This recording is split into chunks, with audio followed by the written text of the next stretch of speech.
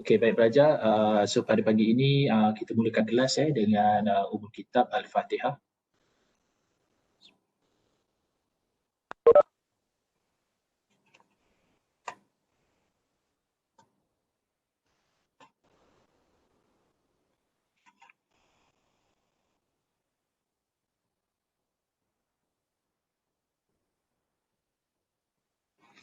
Baik pelajar, so hari ini kita akan semalam kita cerita sedikit apa yang berlaku tentang kita punya kelas. So semalam kita ada bincang berkaitan dengan kelas kerjaya kita, itu sejarah perkembangan kerjaya. Dan kita melihat bahawa kerjaya ini melalui satu fasa evolusi. Dia ada evolusi, dia masuk ada perkembangan dia. Dan kita melihat tercetusnya perkembangan kerjaya ini dilihat dengan lebih serius berlakunya itu pada zaman revolusi industri yang berlaku sekitar 18 di negara Eropah.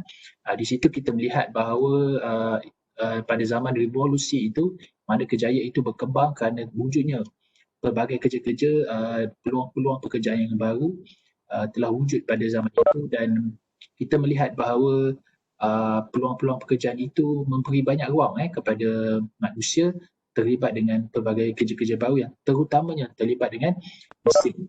Jadi apabila berlakunya revolusi perindustrian ni, manusia mula mengkaji bahawa kenapa kadang-kadang ada orang yang boleh bekerja dengan lebih masa, dia tidak boleh bekerja, ada yang mudah tertekan, dan di situ wujudlah pelbagai teori-teori ataupun saintis mengkaji tentang manusia dan mendapati bahawa manusia ni terdapat perbezaan.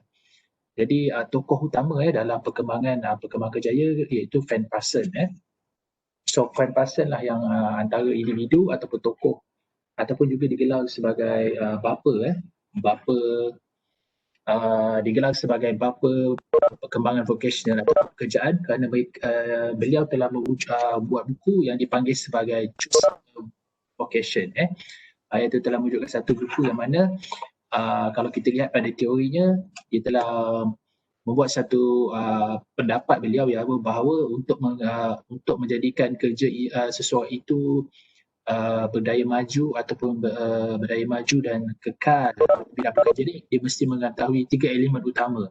Yang elemen pertama, dia mesti kenal diri dia dari segi minat, personality, nilai dan kebolehan dia. Okey, dan seterusnya dia perlu seterusnya dia perlu kepada mengetahui bidang-bidang kerjaya dan dia kena tahu dia kerjaya apa kerjaya ini, dan itulah yang Van Passen menerbitkan satu buku tentang spesifik kerjaya ataupun dia buat satu maklumat kerjaya. Dan proses yang ketiga dalam pemilihan kerjaya adalah kita meshkan antara keperluan kerjaya yang memerlukan personality tertentu dengan individu. Jadi bila dia meshkan itu, jadilah manusia itu dapat membuat pemilihan kerjaya yang begitu tepat dan membuangkan tekanan, kerana kita percaya bahawa manusia ini mempunyai minat personality yang berbeza, dan apabila dia memasuki sesuatu kerjaya yang memenuhi minat, jadi mereka akan lebih berkembang atau bersinar dalam bidang kerjaya. Baik, kita tengok sedikit kita tengok hari ini kita tengok perkembangan di Malaysia.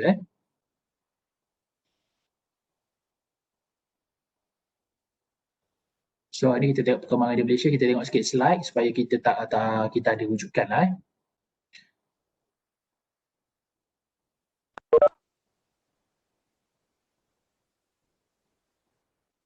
Okey, pelajar boleh nampak slide cikgu? Okey, boleh nampak career development? Boleh sesiapa bagi respon? Boleh Nampak. Boleh. Okey, cantik. So ini sikit tentang career development ini semalam kita dah sentuh bagaimana career development ni sebenarnya dia ada evolusi, dan evolusi pekerjaan ini berkembang dari mengikut kemajuan sesuatu negara. Dia berbeza mengikut negara sebenarnya. Kalau kita lihat di Malaysia, perkembangan kerjaya agak lewat selepas bermula pada tahun 1939 pada awalnya yang dia berkembang selepas kemerdekaan, dan hari ini pun berkembang. Tapi kalau kita lihat negara-negara yang seperti di negara Eropah telah wujud pada tahun 18 abad ke-18 lagi, itu bermula 18 kalau kita tengok dekat sejarah mungkin 1803 iaitu berlaku je pada zaman revolusi industri. Okay. Jadi mereka mula awal. Jadi setiap negara ini perkembangan kejayaan dia berbeza mengikut perkembangan dari segi politik, sosial dan ekonomi. Jadi pelajar, perkembangan kejayaan ini dia tidak boleh lari daripada perkembangan politik, sosial dan ekonomi. Jadi apabila berkembangnya sesuatu ekonomi negara itu, jadi politik dan sosial juga akan berkembang. So manusia dulu banyak masa di rumah kan. Zaman dulu banyak masa di rumah.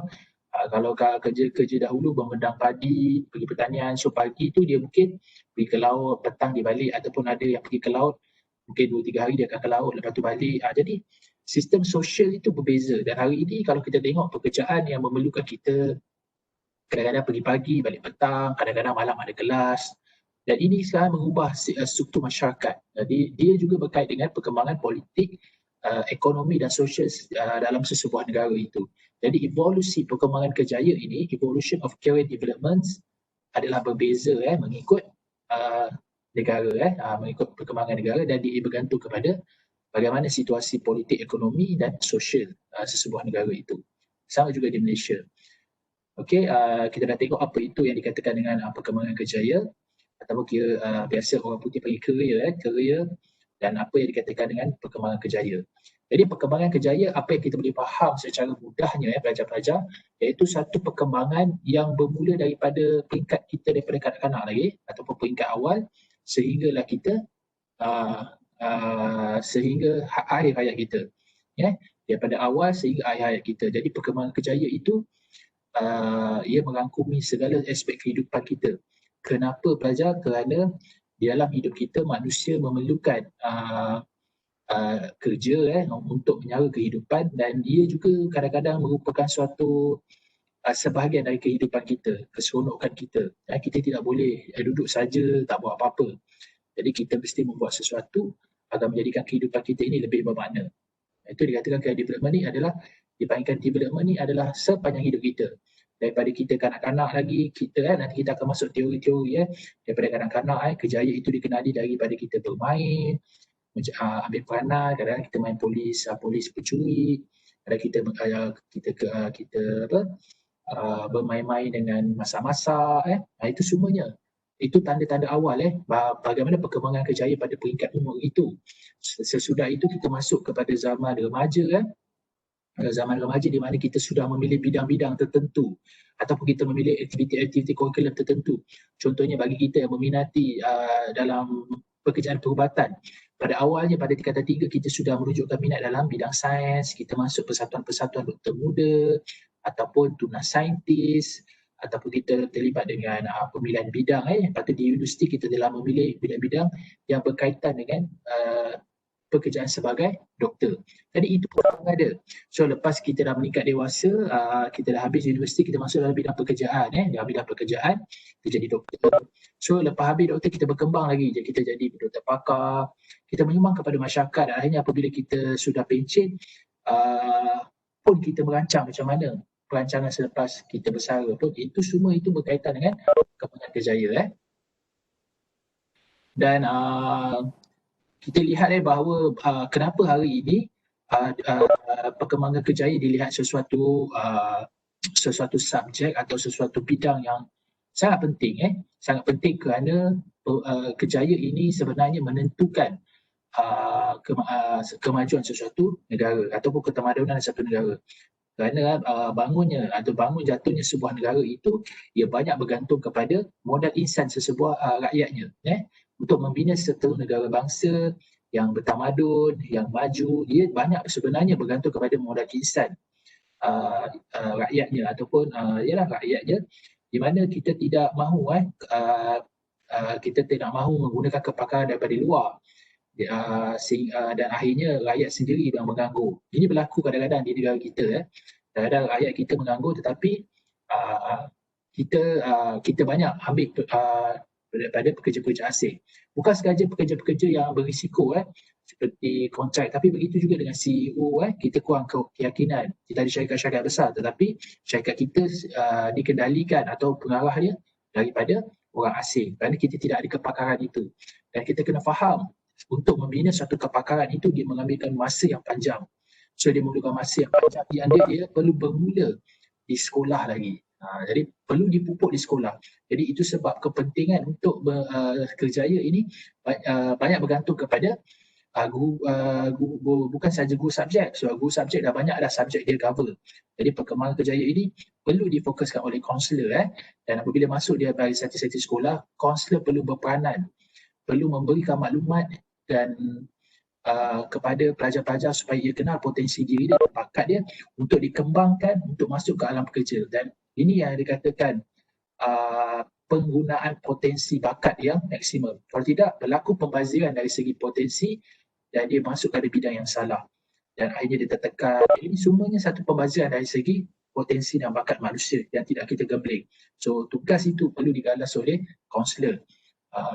Kaunselor kerana kita bekerja berkaitan dengan kemanusiaan, kita belajar dan kita lebih agak terkehadapan ilmu itu dan bunga dengan ilmu itu kita membantu masyarakat kita supaya sedar dan faham bahawa pemilihan dan perancangan kejayaan ini penting.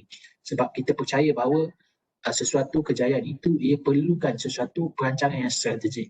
Bila ia perlu bermula seawal lagi, di peringkat sekolah lagi Itu kenapa perkembangan kejayaan dianggap sesuatu yang sangat penting. Okey, zaman sekarang okey.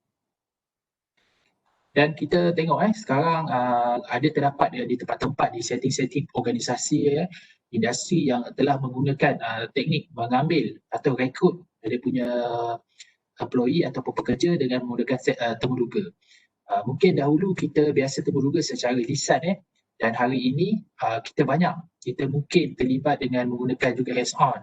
Seperti pekerja-pekerja yang menggunakan hands-on contohnya berkaitan dengan mekanik ke, kalau kata bidang lakonan dia nak tengok secara hands-on ataupun secara performance you. Jadi kita kena bersiap sedia bila masuk dalam tu. Jadi kita kalau katakan kita dah fokus dengan kerjaya kita, jadi kita boleh bersaing. Jadi persaingan ini sangat hebat dalam dunia yang sekarang ini. Jadi perlukan persediaan seawal di peringkat sekolah lagi Jadi kita cerita sikit kita dah sentuh semalam berkaitan dengan Career Development History, iaitu sejarah perkembangan kerjaya yang mana kita melihat kepada perkembangan revolusi industri yang berlaku di Eropah yang bermula sebenarnya di Great Britain dan seawal lewat pada abad ke-18 Jadi kita sudah sentuh semalam. Dan hari ini kita akan masuk ke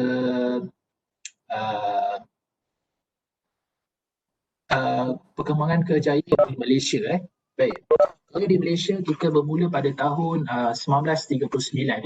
So pada tahun 1939 kita merasa di Malaysia wujud satu perkhidmatan yang dipanggil sebagai Guidance and Career Service, iaitu perkhidmatan bimbingan dan kerjaya. Kita bermula dengan kerjaya. Jadi sebenarnya kaunseling di Malaysia ini wujud sebenarnya kaunseling di Malaysia ini wujud di sekolah dan fokusnya adalah kepada bimbingan kerjaya. Inilah permulaan perkembangan kaunseling sebenarnya di Malaysia, iaitu dia wujud di sekolah. So kerjaya kaunselor ni yang sekarang ni semakin berkembang wujud di LPPKN, JKM, AADK, di hospital, dan sekarang ada yang NGO, ada juga yang private sector. Mereka sebenarnya di Malaysia bermulanya perkhidmatan kaunseling itu di sekolah yang fokus kepada bimbingan vocational ataupun bimbingan kerjaya. Dan dia telah bermula di Malaysia, kalau kita lihat daripada catatan sejarah, dia telah bermula pada tahun 1939.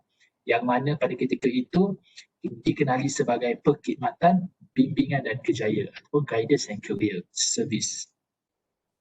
Dan kita lihat seterusnya negeri-negeri Selat dan negeri Melayu Bersekutu menerbitkan satu buku iaitu dipanggil sebagai A Guide to Career in Malaya for Parents. Dan buku ini diwujudkan kepada ibu bapa, guru dan juga pelajar untuk melakukan analisis kerjaya dalam perkhidmatan kerajaan.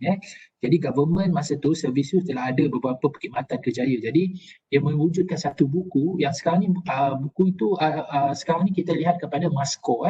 Okey, nanti siapa yang beli CD cikgu tu awak buka kepada Masko. Dekat situ banyak ada lebih daripada 1000 kerja spesifik kerja yang telah disenaraikan dalam maskot, iaitu yang dikeluarkan oleh Kementerian Sumber Manusia di bawah Jabatan Tenaga Kerja.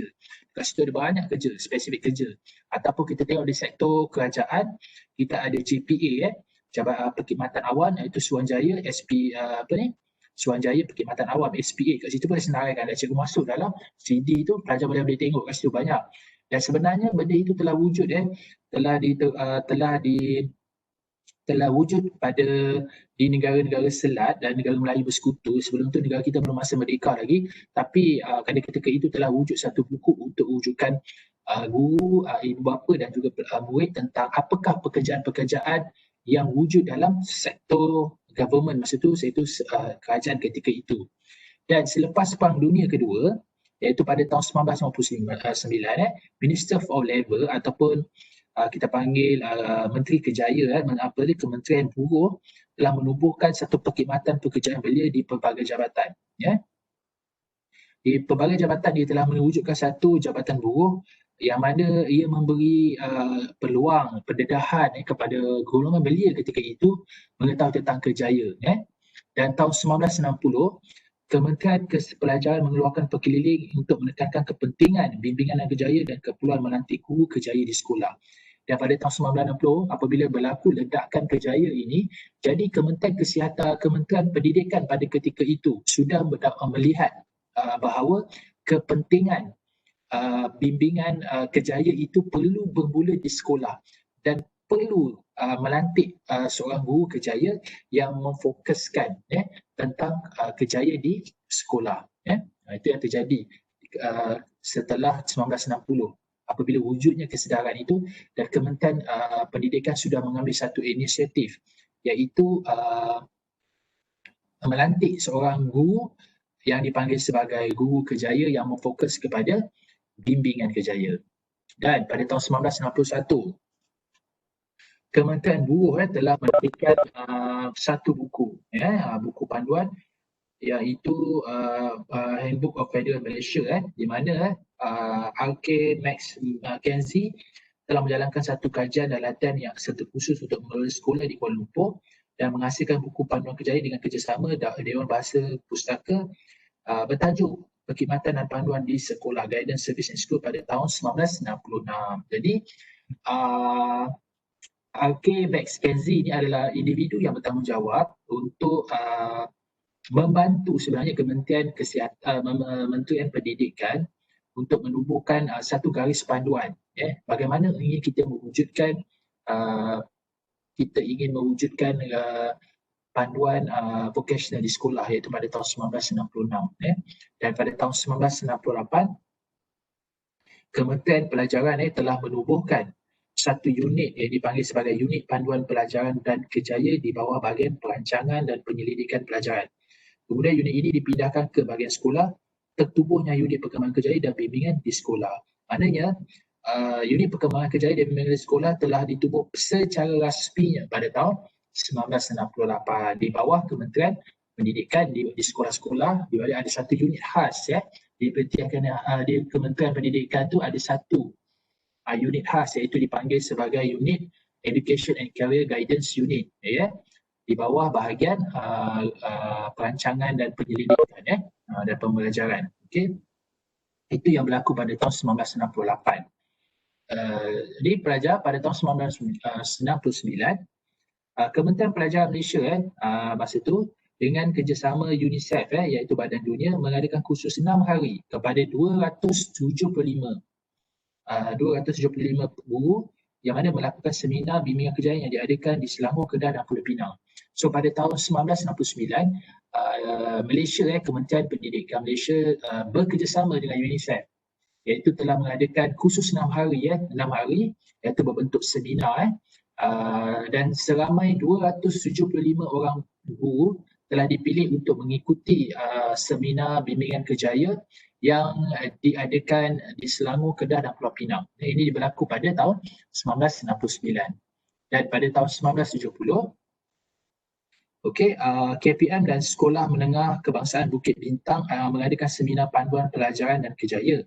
Hasil beban tugas guru bimbingan kerjaya dikurang kepada 25 waktu seminggu dan bimbingan dan kerjaya dijadikan aktiviti kurikulum pada hari Minggu dan ramai pelajar yang berminat ramai pelajar minat yang masuk. Jadi dia jadikan bimbingan kerjaya ini 25 minggu dan ada satu guru dipanggil guru bimbingan kerjaya ketika itu, dan dia adakan pada hari Minggu dan dia anggap itu sebagai kurikulum. Mana student yang banyak terlibat dengan kurikulum itu. Dia hanya menganggap itu sebagai kurikulum saja.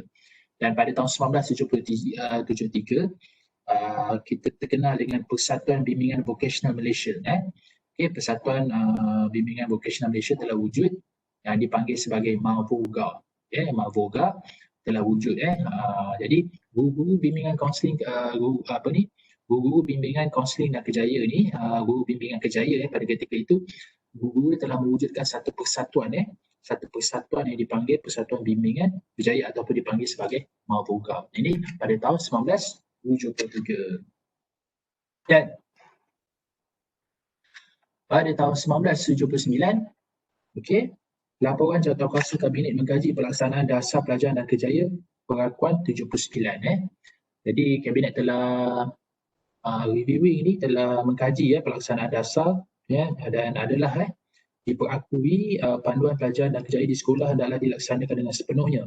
Perkhidmatan ini menitikberatkan kegiatan-kegiatan bimbingan dan tidak semata-mata kegiatan panduan kerjaya sahaja. Jadi pada tahun 1979, apabila perkembangan kerjaya di sekolah itu disemak semula, dikaji semula kepentingannya dan mendapati bahawa pentingnya panduan pendidikan di sekolah itu perlu dilaksanakan dengan lebih menyeluruh dan lebih mendalam. Jadi dia mementingkan, bukan sahaja mementingkan dari segi aktiviti kerjaya, tetapi juga dia memfokuskan kepada bimbingan dan bagaimana untuk membuat panduan di sekolah-sekolah.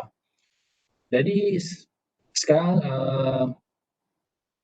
jadi kita ada dua badan kita ada badan-badan yang profesional. Bila kita ada badan-badan profesional yang membantu sebenarnya dalam perkembangan kerjaya. Pertama, kita ada Malaysia Counselling Association yang sekarang ini, iaitu PERKAMA. Yang ini adalah badan-badan badan NGO di mana para kaunselor menubuhkan satu persatuan. Sebenarnya persatuan ini penting untuk mewujudkan suatu suara yang lebih mantap ataupun yang lebih menyeluruh dan dalam satu persatuan. Jadi apa-apa isu-isu yang berkaitan dengan bimbingan kerjaya, jadi disuarakan juga di dalam satu persatuan yang dianggotai oleh boleh dikatakan semua kaunselor pada ketika itu, iaitu Malaysia Counselling Association ataupun dikenali sebagai PERKAMA. Dan PERKAMA ini wujud juga Education Counselling Association, iaitu persatuan kaunselor pendidik kaunselor pendidik, iaitu dikenali sebagai PEKA. Dan dua-dua golongan ini berpadu dan akhirnya mereka menubuhkan satu badan profesional, iaitu Lembaga Kaunselor Malaysia. Jadi Lembaga Kaunselor Malaysia ini sebenarnya ditubuhkan atas dasar inisiatif yang melihat bahawa perlu ada satu akta yang perlu dikuatkuasakan. Apabila satu akta itu telah dikuatkuasakan, maka peranan kita sebagai seorang kaunselor dilihat sebagai satu peranan yang profesional dan diiktiraf. Dan ini akan membuatkan bimbingan kerjaya akan lebih mantap di sekolah. Ini yang berlaku perkembangan kerjaya di sekolah. Okey. Sekarang kita tengok sikit beberapa terma dan definisi, istilah dan definisi apa yang dimaksudkan dengan kerjaya supaya kita tidak keliru dengan istilah-istilah. Jadi yang pertama yang dikatakan sebagai career counselling. So career counselling includes all counselling activity associated with career choice over the lifespan. In the career counselling process, all aspects of individual needs, including family, work and leisure, are recognized as integral part of career decision making and planning. Jadi career counselling ini ia melibatkan semua aktiviti yang berkaitan dengan pemilihan kerjaya seumur hidup kita, sepanjang hayat kita. Ini adalah satu proses yang melibatkan keperluan kaunseling kerjaya itu yang dia melibatkan keluarga, keseronokan berkaitan dengan kerja, yang mana dia akan melibatkan proses membuat keputusan dan perancangan, iaitu berkaitan dengan kerjaya. Ini adalah career counselling. So dia lebih melibatkan aktiviti dalam pemilihan kerjaya.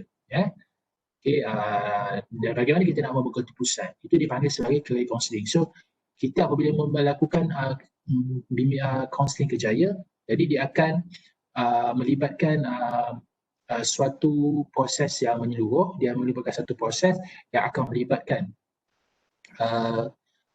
family, kerja dan juga keseronokan, leisure kita, mungkin kepuasan kita dalam melakukan kerja. Itu yang dikatakan dengan career counselling. Okey, yang kedua, kita lihat apa itu career itu sendiri. Career, the word of career is often used to refer to a profession, occupation, state or vocation. Jadi a career could define what you do for a living and range from those that require extensive training and education to those you can perform with only a high school diploma and a willingness to learn. So maksudnya career ini adalah suatu istilah yang digunakan biasanya kepada profession, pekerjaan ataupun bekerja vocation itu bekerja. Tapi dia berkaitan, sebenarnya career ni berkaitan dengan sebahagian daripada kehidupan kita. Sebahagian daripada kehidupan kita, bukan semata-mata untuk mendapatkan duit saja ataupun membuat sesuatu kerja, tetapi ia berkaitan dengan kita punya sepanjang hayat. Dan kita telah memilih career itu, jadi kita telah ada latihan latihan profesional.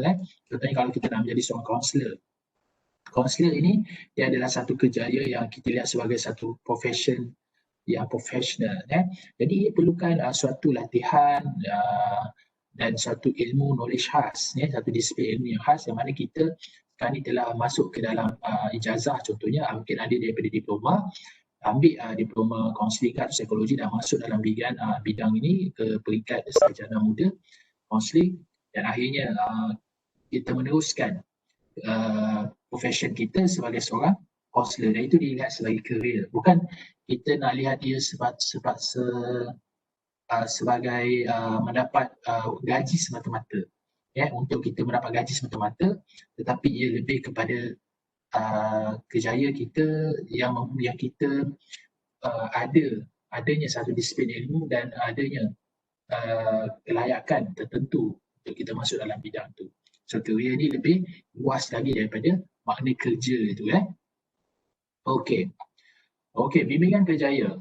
So bimbingan kerjaya ini dia merangkumi komponen perkhidmatan dan aktiviti yang berkaitan dengan pendidikan, agensi dan other agencies that offer counselling and career related education program. Jadi kalau kita kata bimbingan, apa beza dengan counselling kerjaya? So counselling kerjaya ini kalau kita lihat, dia berkaitan dengan merangkumi kehidupan kita. Kehidupan kita yang seperti family, work, dia lebih kepada psikologi kita. Psikologi kita dan keperluan kita, sebab kerjaya ini sebenarnya sesuatu sebahagian daripada kehidupan kita, dan dia akan mempengaruhi perhubungan kita dengan keluarga, diri kita dan juga masyarakat, dan bagaimana kita nak membuat pilihan dan merancang perancangan itu kaunseling kerjaya. Tapi bimbingan kerjaya ini lebih kepada bimbingan, iaitu lihat kepada bentuk pendidikan. Contoh, sekiranya kita ada pelajar kita dia buntu macam mana nak buat pilihan kerjaya. Jadi kita bantu dia, ini kamu kena ambil bidang ni, kalau kamu nak katakan kamu nak jadi seorang guru, kamu kena guru sejarah, kamu kena masuk bidang pendidikan, ambil diploma pendidikan ataupun pergi universiti yang menawarkan pendidikan. Kita guide dia dari segi lebih kepada pendidikan dan institusi. Itu kita panggil bimbingan. Kita bimbing dia. Macam mana nak ambil. Tapi kalau career counselling, ia lebih melibatkan emosi, perasaan, pemikiran dan juga tingkah laku yang melibatkan kehidupan dalam membuat keputusan itu. Melibatkan internal factor dan juga internal factor, iaitu psikologi manusia dan juga masyarakat, yang membuatkan kadang-kadang melibatkan bebanan kerja terlalu tertekan. Dia lebih kepada psychology part. So psychology part ni yang berkaitan dengan bahagian-bahagian psikologi manusia yang berkaitan dengan kerjaya, kita lebih panggil daripada kaunseling kerjaya. Tetapi untuk memilih khusus apakah bidang-bidang yang ditawarkan, maklumat-maklumat kerjaya, jadi dia lebih kepada bimbingan. Itu dia beza career guidance dan career counselling. Okay, satunya career education. Yang mana career education ni refer to both historical education, reform movement and evolving concept that reflect a process of bringing occupational relevance to academic curriculum and informing adolescents about themselves and the world of work. Jadi pendidikan kerjaya adalah kita memberi maklumat berkaitan dengan bidang kerjaya dan juga khusus-khusus atau latihan-latihan yang khusus untuk sesuatu kerjaya. Jadi kita bagi dia pendidikan kerjaya. Untuk memasuki bidang kerjaya, dia perlu ada satu latihan. Dia ada perlu satu ilmu-ilmu tertentu, ada satu disiplin ilmu tertentu. Jadi ini kita memberi kepada pelajar kita, yang ini dibagi sebagai pendidikan kerjaya. Pendidikan kerjaya. Contohnya, kalau dia nak masuk dalam bidang arkitek, dia ada satu latihan. Jadi kita beri dia pendidikan. Dia juga kadang-kadang boleh dikatakan sebagai bimbingan. Tapi pendidikan ni lebih kepada konsep yang lebih kepada pekerjaan yang relevan. Jadi dia kadang-kadang overlap benda tu. Jadi pendidikan ni kita lebih memberi pendidikan tanpa kita membimbing dia. Okey, setakat tu itulah berkaitan dengan sejarah perkembangan kerjaya. Okey, so pelajar-pelajar ada soalan? Kita tengok. Okey.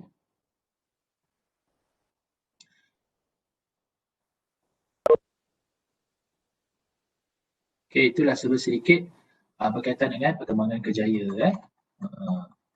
So ada apa-apa soalan yang pelajar kurang jelas, pelajar boleh tanya. Ada berapa masa yang kita ada ni.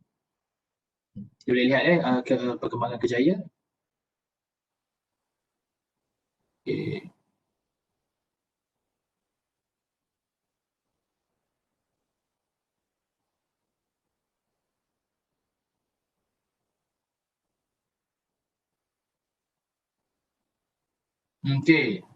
Okey, Khairil Marcelino, boleh dengar cikgu? Boleh cikgu, boleh. Awak kat mana sekarang ni? Kat rumah lagi ya? Kampung. Oh, nak cari line Ya. Okey, sekarang macam mana? Jelas ke tentang perkembangan kerjaya perkembangan kerjaya di Malaysia? Jelas cikgu, jelas. Okey, Khairil, cikgu nak tanya awak, apa yang dimasukkan dengan Mahvoga? Alamak. Ada cikgu bentang tadi tentang Mahvoga. Time cikgu sangkut-sangkut lain cikgu.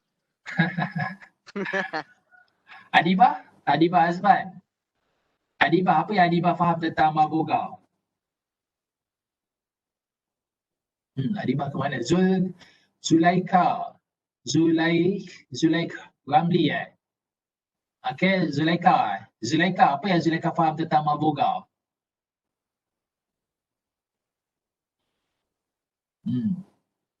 Kita buat sesi soal jawab lah supaya kita lebih faham. Zulaika, apa yang Zulaika faham tentang ni? Kalau ada soalan boleh tanya dalam chat, nanti cikgu akan baca. Tahun 1973 dia ditubuhkan. Ya, baik. Apa dia punya signifikan Mahvoga ni dengan perkembangan kerjaya? Satu persatuan untuk bimbingan kerjaya. So apa kaitan dia, signifikan dia dalam perkembangan sejarah perkembangan kerjaya di Malaysia?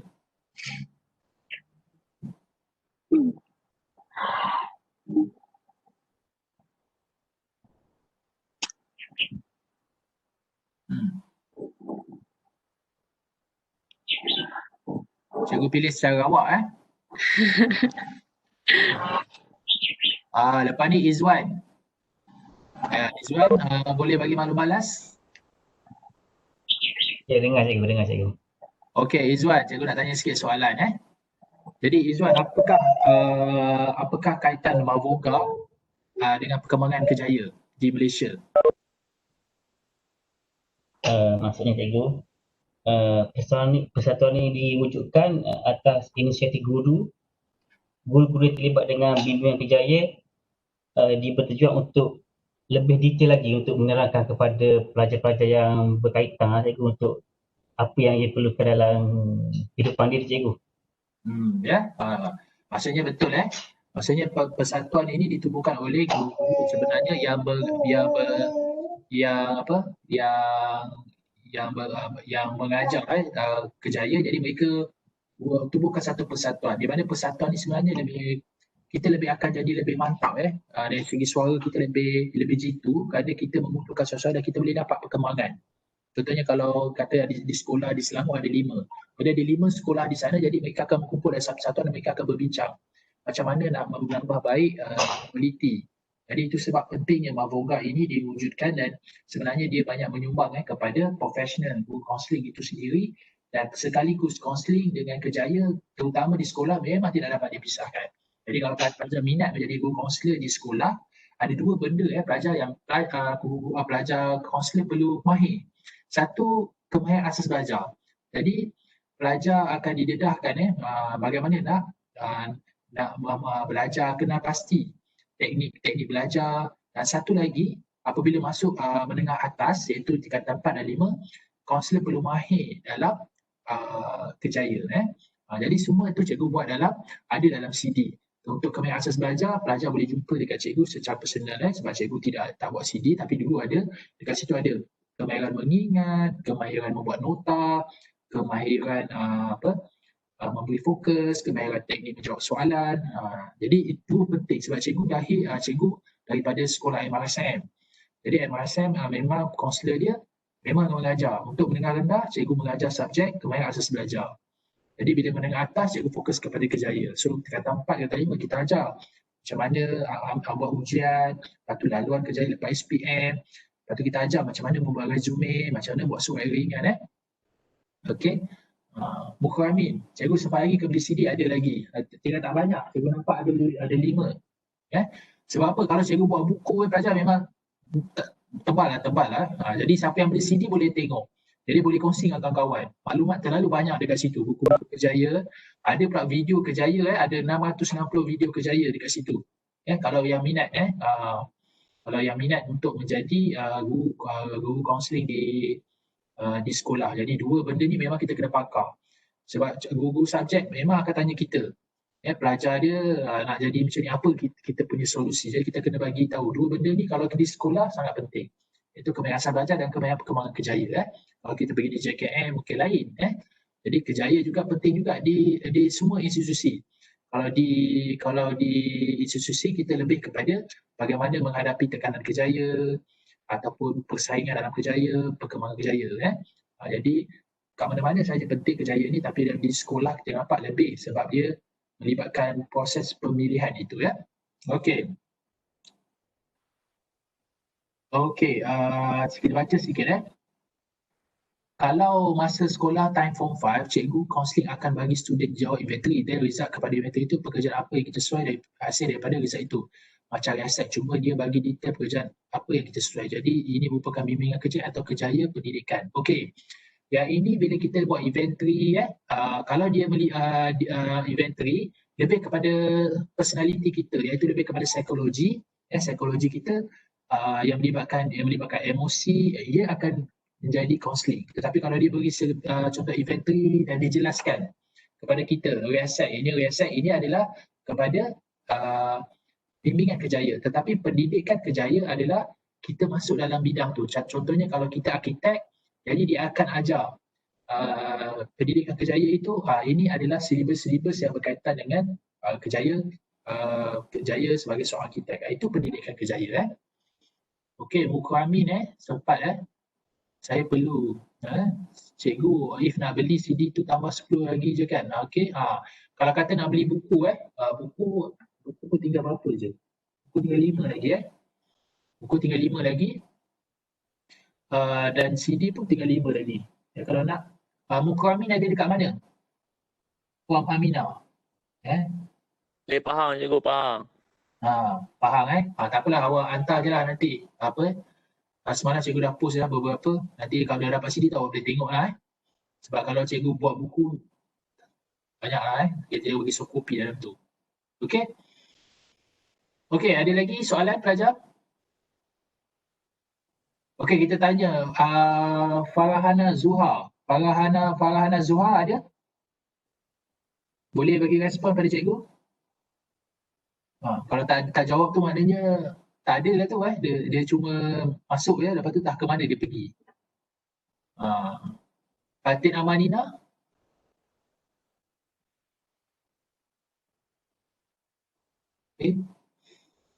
Khairil, cikgu kalau saya nak tambah CD. Khairil, cikgu rasa cikgu awak beli buku kan Khairil kan? Jadi kalau awak dah beli buku, cikgu dah post. Jadi kalau nak kena tambah lagi lah RM10 dengan RM10 lagi post. Kalau awak beli CD dengan buku tadi, cikgu post kali RM10. Cikgu rasa cikgu dah post dah awak punya. Dan kalau beli CD tambah lagi lah RM20 untuk CD. Okay.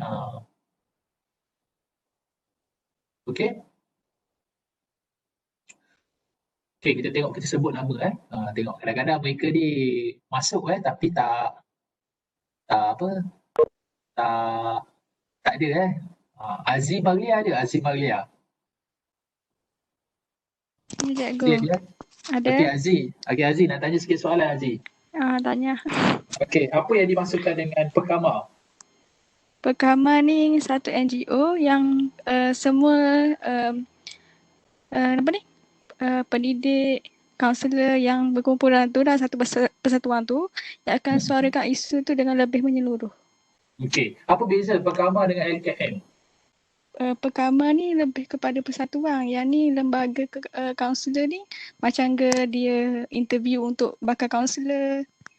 Dia lebih pada profesional LKM tu lebih kepada profesional. Badan profesional yang beri lesen yang memberi lesen satu badan yang mengawasi dia perkembangan dari segi profesional kaunselor itu sendiri. Jadi ada akta yang menyebut Okey. Kita nak dengar Mazlina.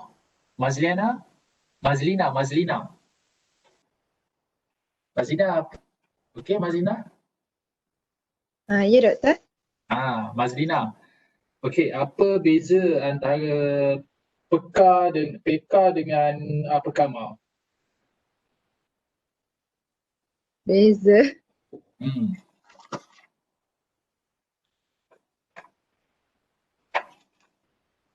Apa beza PK dengan Perkama?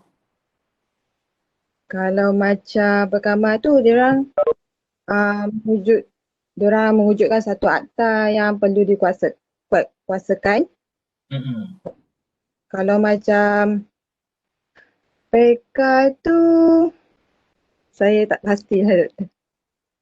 PK ni adalah persatuan pendidik macam cikgu-cikgu yang bekerja sebagai guru di sekolah, guru bimbingan dan kaunseling, jadi mereka masuk dalam satu persatuan yang dipanggil PK Okey, Carol tanya cikgu, habis kami graduate perlu ke buat lesen? Bagi pendapat cikgu perlu. Perlu sebab kita lebih macam contoh doktor doktor bila dia dah habis graduate dia tak boleh jadi doktor tau. Dia kena ada lesen dulu daripada Persatuan Perubatan Malaysia. Jadi Perubatan Malaysia ni keluarkan kita lesen jadi nampak profesional kita lah. Jadi kalau kita habis graduate ini, kalau tak ada lesen, kita susah sikit nak bersaing lah dalam bidang pekerjaya dan orang tak yakin dengan profesional kita. Jadi walaupun kita sebenarnya mahir dalam segi kaunseling, tapi bila kita ada lesen, dia sebenarnya membantu kita lah. Okey, ada soalan lagi daripada pelajar-pelajar? Sekarang ni kita tengok berapa peserta. Okey, 48. Kita ada 56. Kalau ikutkan kita ada 56. Okay.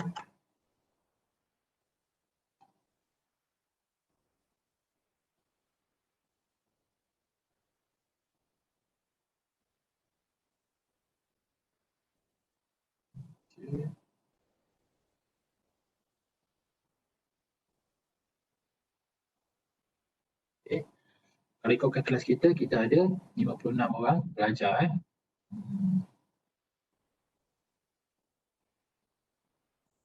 Okey, so kalau tak ada, kita berhenti setakat sini. Nanti, lagi sikit kita baca sikit Okey, Fatin ni, Fatin Amanina dia tanya cikgu, tak nak buat satu inventory dekat kami semua untuk lihat sejauh mana tahap kami kepada kerjaya kaunseling ni. Okey, kita nak buat boleh tapi kalau kita melalui kalau melalui online ni buat sukar, cuma pelajar-pelajar boleh buat saja di online, banyak dapat online, pelajar buat, lepas tu pelajar boleh berkongsi, riaset, nanti Cik Wuhan bagi tahu kecenderungan kerjaya.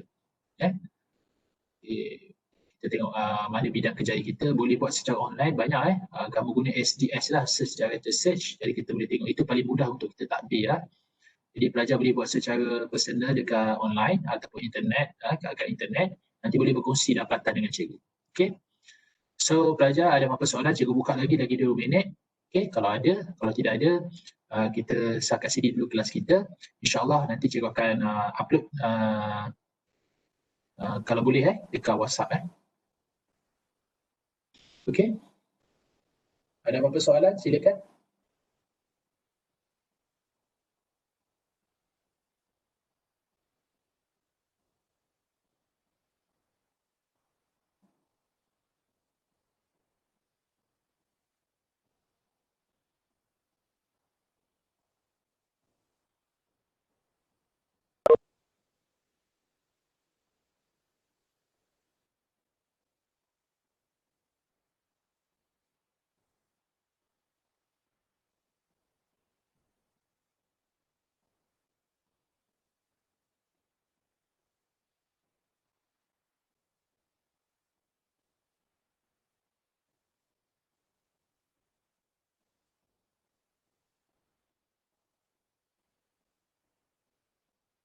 Okay, so kalau tak ada pelajar, kita berhenti setakat sini. Cikgu ucapkan selamat berjaya.